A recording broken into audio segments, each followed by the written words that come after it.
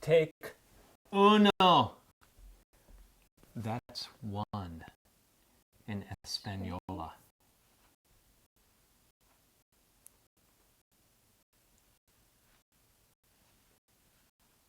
You're weird.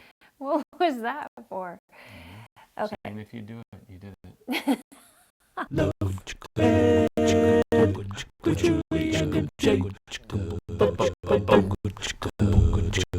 Today, we're gonna address that dating conundrum. How do you keep those mushy, gushy, tingly, bingly, lovey-dovey emotions under control? Welcome back to Love Ed with Julie and MJ, where we're finishing our discussion on the intimacy and posture of romance. As we continue our series on relationology. If you don't know what an intimacy and posture is, we encourage you to click on the word relationology on your screen and start with the first video in this series. But if you've been following along with us thus far, we shared in last week's recommended readings that the secret to determining the difference between actually having true love or just infatuation is incredibly simple. Whereas in intimacy, your relationship is driven by knowing and being known. With infatuation, for lack of better words, your relationship is driven by feeling and being felt. Like so. And you're not just talking about physical touch. No. To be sure, relationships ruled by intimacy usually do involve a lot of physical touch, or at least longing to touch. Don't touch, but want to touch, but don't touch. But no, when we're talking infatuation, we're talking about feeling in every sense of the word. Like I feel like I've known them my whole life. You make me feel something I've never felt before. So what's the solution? You're good at pointing out what we do wrong in relationships. Thank you. Thank you. That's what I'm good at. But what do we want to encourage the wise individual to do? To begin with the end in mind. What, in marriage? Farther. Farther, like... Farther into the future. To death? Well, how about the 50th wedding anniversary? Well, what if the relationship's going to end in a breakup? I mean, much less even get past the second date. So how can we be thinking about the 50th anniversary? Well, you still want to shoot for the same end either way. Which is? A friendship. Isn't that the thing that you and I enjoy primarily here, almost 23 years into marriage? It's just a great friendship? Yes. Yes, it is. We're friends. Yeah, we're that's friends. The thing. And my biggest regret with the other girls that I dated in college is that I did not set out intentionally to build a friendship with them. Because how could I when I was too busy hoping to spark a romance? Though you did, I mean, we ended up being friends with a lot of them, and we still stay in contact with many of them. Yes, today. but I would say that was due primarily more to the rules that I followed that kept me from treating them inappropriately.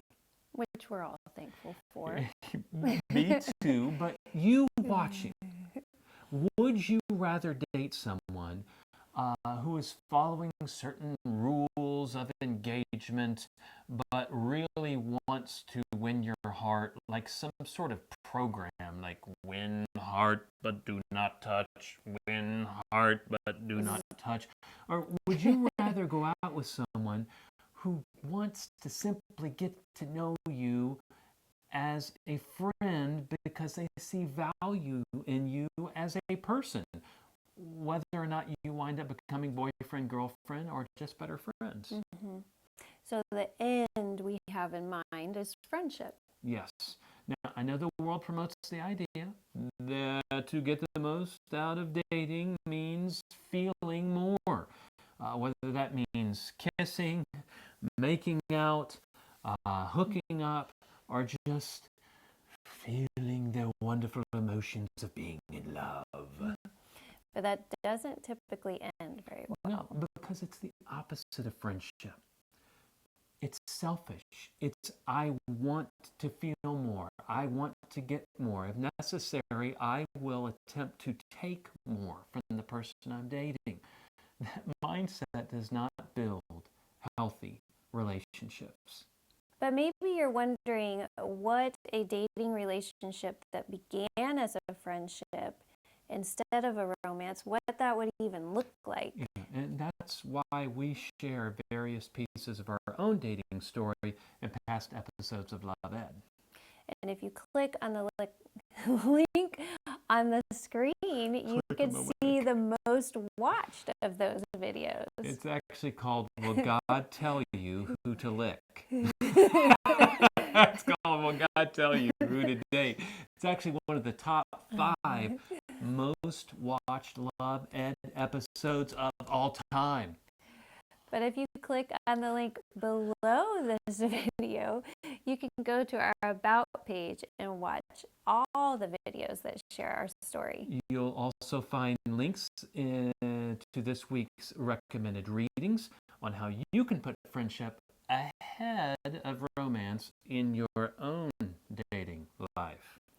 Those posts are all a part of our Relationology series, so read them and then join us again next week, when we'll reveal our final intimacy imposter on Love Ed. Julianne. Love Ed with Julianne and Jake.